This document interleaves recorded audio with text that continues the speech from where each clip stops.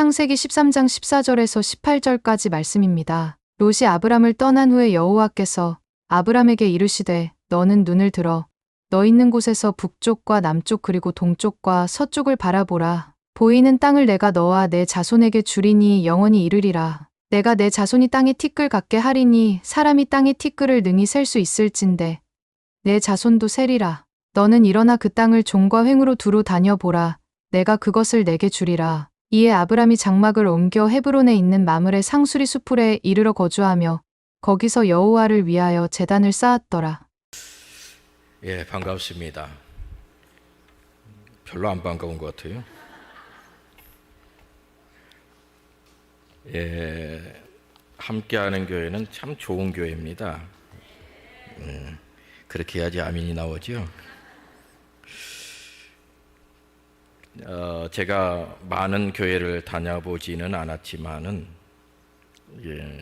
예배 헌신 예배 부탁해서 가게 되는데 특송을 하는 분들 위해서 또 담임 목사님이 축복하는 교회는 난 처음 봤습니다. 여러분 담대 가면 안 해준다니까요. 함께 하는 교회만 해줍니다. 그러니까 이곳에서 영원토록 충성하시는 귀한 일꾼 되시기를 바랍니다.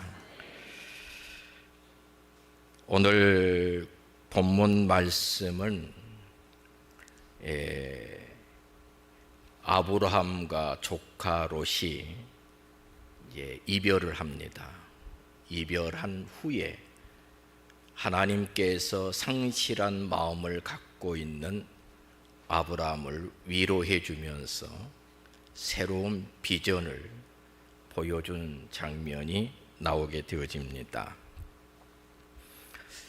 자, 오늘 본문 속에서 우리는 롯은 하나님의 약속 밖에 있는 땅을 선택한 사람이고 아브라함은 하나님의 약속의 땅을 선택한 사람이다. 어떤 사람이 잘 될까? 아브라함과 롯의 인생을 보게 되어지면 우리가 환하게 알 수가 있습니다. 롯은 요단들을 선택해서 가게 되지요.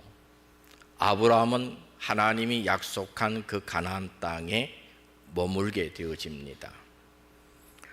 사건의 개요는 이렇습니다. 아브라함의 목자들과 롯의 목자들이 서로 다툼이 자주 일어나게 됩니다. 둘 다 목축업을 하는 업이었기 때문에 그 밑에 목자들이 있고 목자들이 푸른 초장 맑은 물을 찾아서 다니는데 그 가나안 땅이라고 하는 것이 아브라함이 그곳에 도착했을 땐 그렇게 좋은 땅이 아니었단 말이에요. 황량한 들판과 같은 땅이었습니다. 그런데 하나님께서는 젖과 꿀이 흐르는 땅으로 만들어 주시겠다고 약속하시는데 좀 답답하기도 하지요. 목축업을 하려고 하니까 풀이 모자라요. 물이 모자라요. 그래서 목자들이 다투는 그것이 원인이 되어서 아브라함과 조카 롯이 헤어지게 된 결과를 초래합니다. 그런데 그들이 갈대아 우르에서 같이 나오거든요. 이 조카 롯은 막내 동생 하란의 아들입니다. 이 롯의 아버지가 일찍 죽어요. 그래서 이 아브라함은 자식이 없이 살았고 그래서 조카를 자식처럼 키우면서 가나안 땅까지 왔습니다. 어떻게 보면은 갈대아 우르에서 아버지 데라와 조카 롯을 데리고 하란 땅으로 갔다가 하란 땅에서 다시 가나안 땅으로 넘어오게 되어지는데 하란 땅에서 아브라함의 아버지 데라가 죽고 아브라함은 조카 롯을 데리고 이제는 가나안 땅에 오게 되어진다는 말이에요. 그럼 어렸을 때부터 키웠어요. 장성할 때까지 키우고 함께 거하는 가족입니다. 그런데 어떻게 아브라함과 롯이 그렇게 쉽게 헤어질 수가 있었을까 하는 의문이 생기잖아요. 어느 날 아브라함이 이제 롯에게 얘기합니다. 자꾸 목자들이 싸우니까 서로 불편하니까 이젠 롯아, 내가 좌하면 내가 우할 것이고 내가 우하면 내가 좌할 것이다. 서로 이제는 떨어져서 사는 것이 좋겠다. 그렇게 제안을 합니다. 그 제안에 롯이 한치의 망설임도 없이 바라본 것이 요단 들녘이었습니다. 요단강 건너편에 있는 땅을 보았다는 말입니다. 가나안 땅은 요단 안쪽에 있는 땅이고 롯이 바라본 땅은 요단 건너편에 있는 땅이었다. 그 땅을 보니까 굉장히 초장이 아름답고 물도 많고 좋아 보이는 거예요. 갈대아 우리에서 메소포타미아 강 유역에서 살았던 옛날 생각도 났을 것입니다. 그리고 아브라함을 따라서 애굽에 내려갔을 때에 애굽의 나일강의 그 유역의 아름다운 비옥한 땅도 보았을 것입니다. 그러고 나서 가나안 땅을 보니 가나안 땅은 황량한 들판과 같은, 그래서 결국은 롯은 요단 들녘을 선택을 하게 되어집니다. 그들이 이렇게 헤어질 수밖에 없는 원인이 된 것은 물질이 많았기 때문입니다. 애굽에 내려가서 올라오는 길에 애굽 왕이 선물로 준 가축 양들이 많이 있었습니다. 그것을 함께 가지고 오다 보니까 아브람과 조카 롯이 거부가 됐어요. 물질의 많음이 가족의 사랑을 깨트리는 결과를 초래하고 말았다. 물질의 풍요가 다 복은 아니라고 하는 것입니다. 우리들은 늘 물질의 풍요로움을 쫓아 살아갈 때가 참 많습니다. 우리도 롯처럼 요단 들녘의 아름다움을 보고 살아갈 때가 참 많습니다. 그런데 이 물질의 풍요로움이 복이 되지 않을 때도 있다는 사실을 우리는 오늘 기억해야만 할 것입니다. 잠언서 17장 1절에 보면 마른 떡 한 조각만 있고도 화목하는 것이 육선이 집에 가득하고 다투는 것보다 나으니라, 그렇게 말씀합니다. 물질의 풍요로움보다 더 소중한 게 뭐냐? 화목이라는 것입니다. 여러분의 가정은 정말 이렇게 화목한 가정이 될 수 있기를 바랍니다. 최고의 행복이라고 하면 물질도 많고 가족도 화목하고 쉽게 지내는 것이 더없이 좋은 일이겠지요. 그러나 단순하게 물질 때문에 가정이 분란이 일어나고 다툼이 일어난다고 하면 차라리 그 물질이 없는 것이 더 행복하지 않겠습니까? 물질의 풍요로움 때문에 가족의 문제가 생겼다는 말입니다. 여러분의 가정은 결코 이런 가정 되지 않기를 소망합니다. 그래서 여러분이 가지고 있는 재산, 여러분이 사는 날 동안에 선하게 잘 사용하십시오.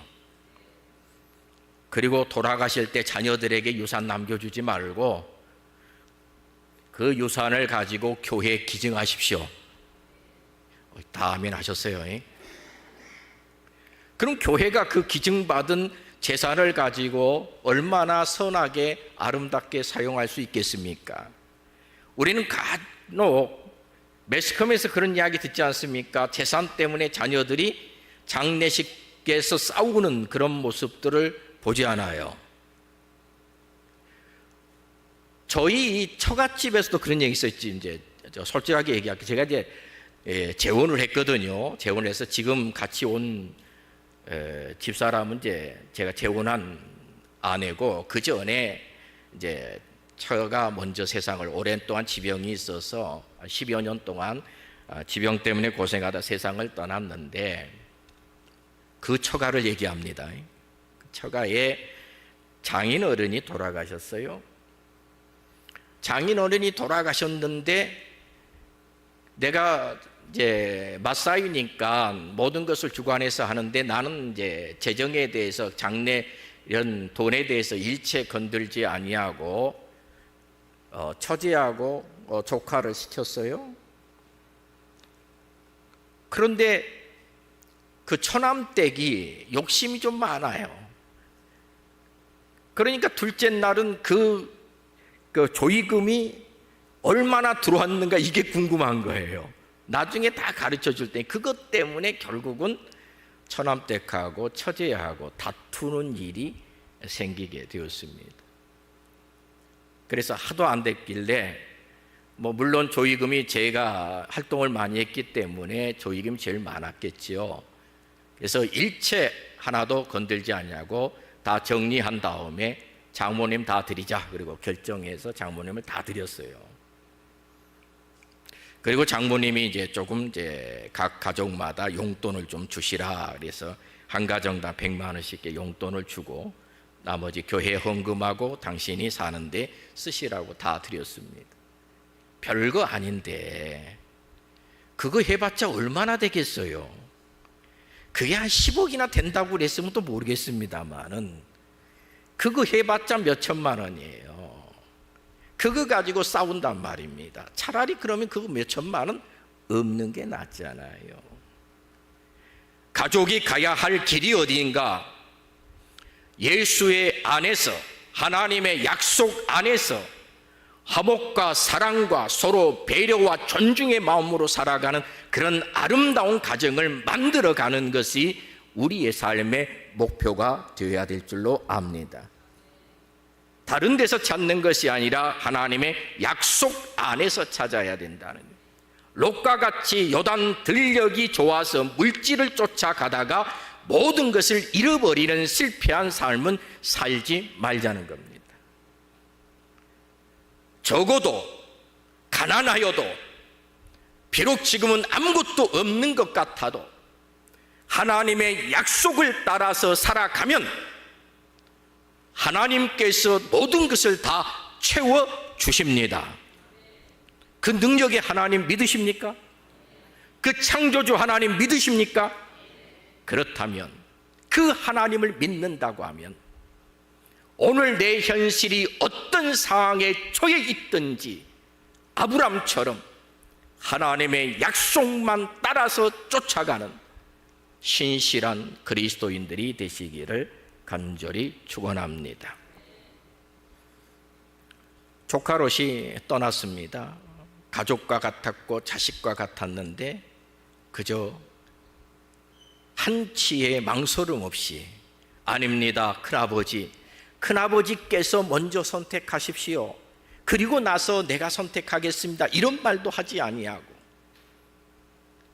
그저 요단 들녘만 바라보고 너무 좋아서 그것을 선택했는데 그것은 소돔과 고모란 땅이 성이 있는 곳이었고 결국은 죄악의 도시였다.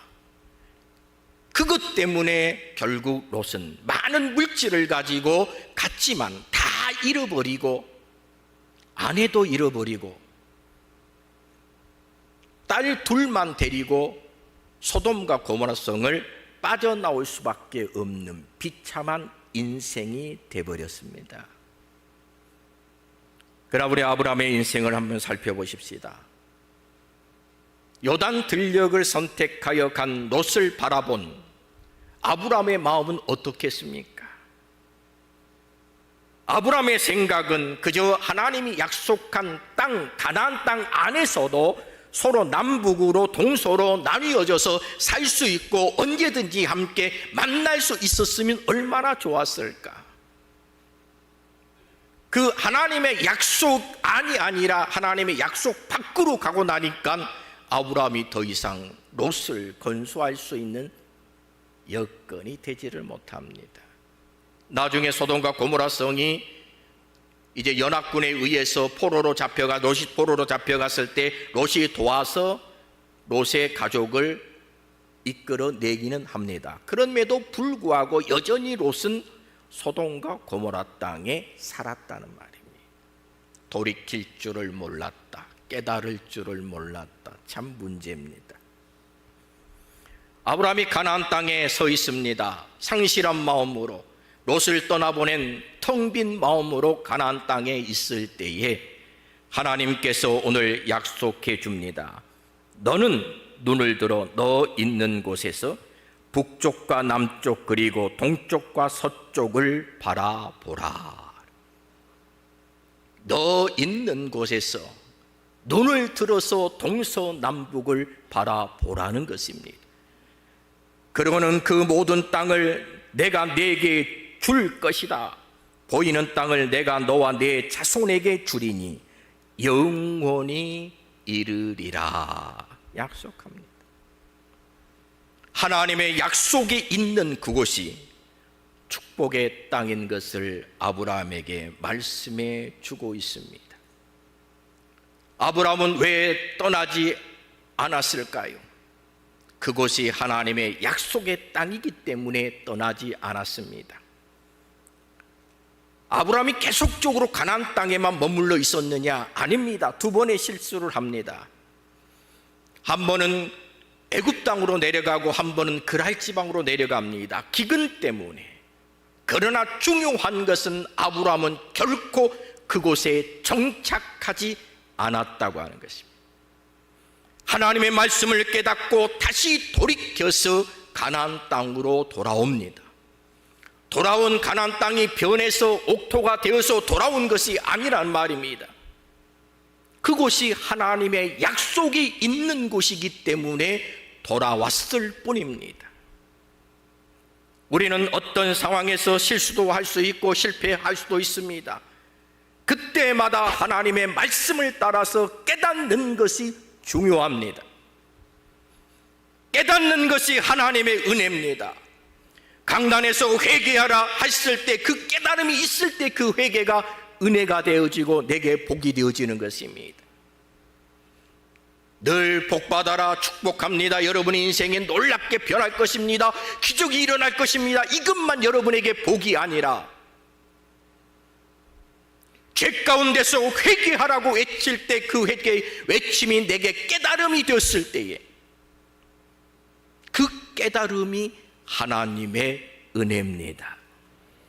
그리하면 내가 실패한 곳으로 다시 돌아가야 된다는 것입니다.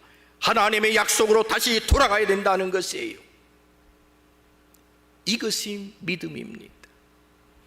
적어도 롯에게는 이런 믿음이 없었어요. 그돌라오메를 통한 연합국이 소돔과 고모라 성을 침범하여 사로잡혀 갔을 때에 아브라함이 군사 318명을 대동해서 그들을 구해냈을 때에 롯은 분명히 아브라함 곁으로 돌아왔어야 합니다. 하나님의 가나안 땅으로, 약속의 땅으로 돌아왔어야 분명히 옳은 것인데 그는 돌아오지 않았다는 것입니다. 약속의 땅으로 돌아오지 않은 롯과 여전히 실패와 실수를 거듭하면서도 가나안 땅에 다시 돌아온 아브라함과는 비교가 되는 것입니다. 돌아오지 않은 롯은 모든 것을 잃었지만은 실패 가운데서도 실수 가운데서도 돌아와서 하나님의 약속의 땅에 거했던 아브라함은 자손 대대로 그곳에 거하며 하나님의 놀라운 축복의 삶을 누리게 되었습니다. 이것이 오늘 우리에게는 중요한 얘기입니다. 여러분이 어떤 상황에 처했는지 저는 알지 못하나 여러분의 현실을 딛고 일어서서 하나님의 약속을 바라볼 수 있는 비전이 오늘 헌신 예배를 드리는 남성교회 회원들 모든 머리 그리고 우리 성도들 삶 속에 이루어지게 되기를 간절히 축원합니다. 오늘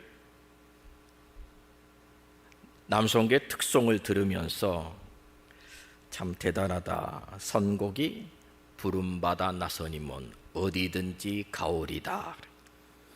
저희가 신학교 때 제일 많이 불렀던 찬송입니다.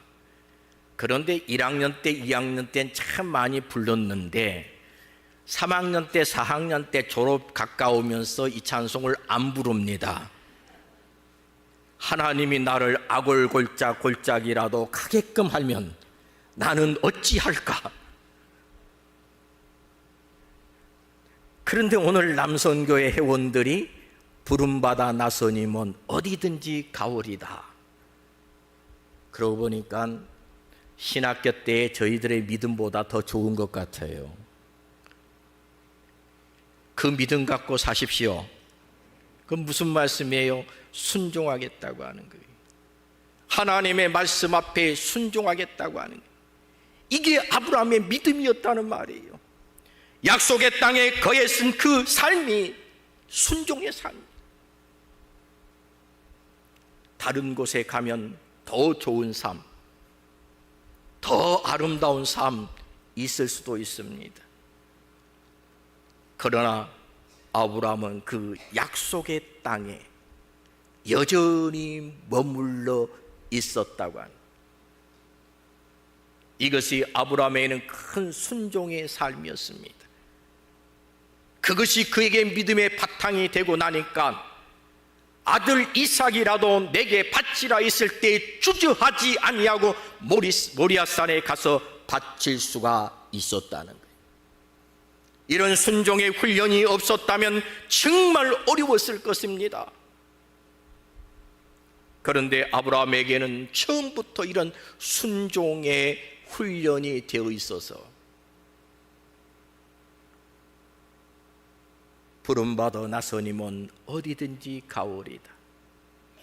부름받아 나서님은 무엇이든지 드리오리다. 이것이 아브라함의 신앙 고백이었다는 사실을 여러분 기억하시기를 바랍니다.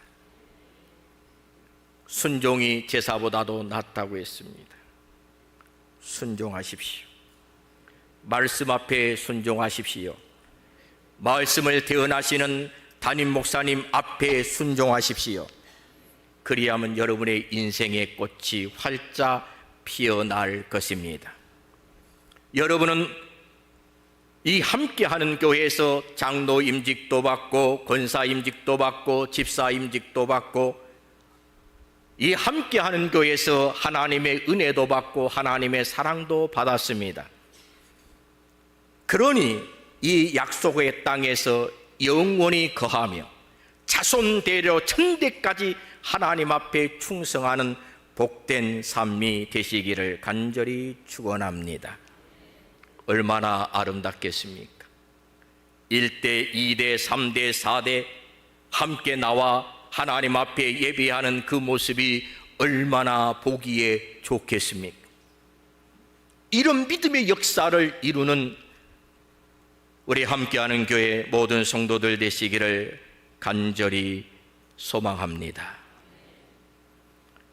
아브라함이 상심한 가운데에 하나님께서 또다시 말씀하십니다. 16절에 보니까 내가 내 자손이 땅에 티끌 같게 하리니 사람이 땅에 티끌을 능히 셀 수 있을진데 내 자손도 세리라. 그 다음에 17절 보세요. 너는 일어나 그 땅을 종과 행으로 두루 다녀보라. 내가 그것을 네게 주리라. 가만히 있으라고 말하지 않았습니다. 동서남북을 바라보고 이제는 너는 그 땅을 다녀보라. 내가 네게 줄 땅을 종과 행으로 다녀보라. 믿음은 실천입니다. 순종하는 마음 갖고 살면은 그 순종하는 마음 갖고 그 다음에 나가서 실천해야 되는 것이에요. 이게 부름받아 나서니면 어디든지 가오리다. 이 신앙이란 말입니다. 실천하시기를 바랍니다. 야고보서에서는 행함이 없는 믿음은 죽은 것이라 그렇게 말씀하고 있습니다. 오늘 여러분들은 살아있는 믿음을 갖고 계십니까? 아니면 죽은 믿음을 갖고 계십니까? 오늘 하나님의 말씀이 내게 임할 때에 그 말씀을 믿고 순종하면 그 다음에 그 말씀대로 살려고 노력을 해야 된다는 것입니다. 노력하지 아니하면 아무 변화가 없습니다. 주일날만 성도인 사람이 되어서는 아니 되는 것입니다. 주일날 받은 하나님의 은혜를 부여잡고 가서 여러분의 직장에서, 여러분의 가정에서, 여러분의 삶 속에서 그 말씀을 실천해 가야지 여러분의 신앙이 성장하고 그 속에 역사하시는 하나님의 은혜를 볼 수 있게 되어집니다. 여러분은 교회 안에서만의 장로가 아니고, 교회 안에서만의 권사가 아니고, 교회 안에서만의 집사가 아닙니다. 여러분은 여전히 직장에 가도, 가정에 가도, 여러분은 사회 속에 친구를 만나도 여전히 장로요, 권사요, 집사입니다. 그 사명을 한순간도 잊어버리면 안 된다고 하는 것입니다. 그리하면 나를 지킬 수가 있습니다. 세상의 유혹으로부터 나를 지킬 수가 있습니다. 하나님의 말씀을 세상 앞에 실천할 수가 있는 것입니다. 이렇게 멋진 성도가 되십시오. 어느 누가 보더라도 함께하는 교회의 장로는 정말 믿을만해. 누가 말하더라도 함께하는 교회의 권사와 집사는 정말 진실해. 적어도 이런 말은 들어야 되지 않겠습니까? 이런 신앙의 삶, 실천하는 신앙의 삶이 될 때에 여러분을 통해서 하나님의 위대한 역사는 나타나게 될 것입니다. 아브라함 한 사람을 통해서 이스라엘 민족을 이루셨던 하나님께서 여러분 한 사람을 통해서 위대한 하나님의 교회를 더 부흥하고 성장시켜 갈 것이라는 것. 여러분 이렇게 멋지게 사십시오. 어디를 가든지 함께하는 교인이라고 하는, 함께하는 교회의 교인이라고 한 자부심과 긍지를 가지고 세상 어떤 곳에서도 그리스도의 사랑을 실천하며 살아가는 살아있는 성도들이 되시기를 바랍니다. 그리하면 이 광명지역의 수많은 사람들이 여러분의 모습을 보고 다른 교회가 아니라 함께하는 교회로 발걸음을 옮겨 여러분과 함께 신앙의 탑을 아름답게 쌓아가게 될 줄로 확신합니다. 이것이 오늘 믿음의 사람들이 해야 할 일입니다. 약속의 땅에 거했던 아브라함에게 그 위대한 약속을 하는데 마지막 절 한번 보십시다. 18절 보니까 이에 아브라함이 장막을 옮겨 헤브론에 있는 마므레 상수리 숲불에 이르러 거주하며 거기서 여호와를 위하여 제단을 쌓았더라. 제단을 쌓았더라. 제단을 쌓은 것은 지금으로 얘기하면 예배란 말입니다. 예배를 회복하십시오. 예배를 회복하십시오. 주일 낮에만 나왔던 예배 신앙이라고 하면은 주일 오후 예배도 나오고 수요 기도에도 나오고 금요 기도에도 나오고 새벽 예배도 나오고 구역 예배도 함께 드리고 예배가 활성화될 때 하나님의 위대한 역사는 만들어집니다. 가정에서도 예배를 소중하게 여길 줄 아는 하나님의 사람들이 되어야 되는, 하나님의 약속을 믿고 사는 아브라함은 어디를 가든지 제단을 쌓았습니다. 그가 가나안 땅에 제일 먼저 거한 곳이 세겜인데 세겜에서 제단을 쌓고 그가 베델로 옮기면서 하나님 앞에 베델과 세겜 사이에 거하면서 제단을 쌓았더라. 그렇게 말씀합니다. 하나님 앞에 예배가 얼마나 중요한가를 여러분은 오늘 기억해야 됩니다. 세상에서의 사는 삶보다 정말 어렵고 힘든 시간을 내서 예배 시간에 참여하고 예배를 함께 드리고 예배 가운데 역사하시는 하나님의 놀라운 은혜를 체험할 때에 여러분의 인생의 새로운 변화는 일어나기 시작할 것입니다. 어렵다고 생각하지 마십시오. 힘들다고 말하지 마십시오. 그저 내가 하나님 앞에 온전하게 예배드리지 못한 삶을 내 가슴을 치며 회개하고 내 가슴을 치며 안타까워하고 하나님이여 내가 어떻게 하면 이 예배를 회복할 수 있습니까? 그렇게 통곡하며 기도할 수 있는 하나님의 사람들이 되십시오. 모든 환경과 여건은 하나님께서 만들어 주십니다. 그렇게 기도하고 애쓰면 하나님께서 여러분의 인생을 예배할 수 있는 인생으로 만들어 주신다는 사실을 우리는 오늘도 기억하셔야만 합니다. 동서남북을 바라보라. 하나님은 아브라함에게 가장 힘들고 어려울 때에 비전을 주십니다. 그리고 그 땅을 돌아봐라. 아브라함이 이곳도 가보고 저곳도 가봅니다. 그곳이 하나님이 주신 땅이라. 지금 현실은 황량한 들판과 같아도 하나님은 분명히 우리에게 주신 비전이 있기에 하나님께서 놀라운 축복의 세계로 우리를 인도해 주실 것을 믿고 현실을 뛰어넘어 비전을 갖고 살아가는 주의 백성들 되시기를 간절히 축원합니다.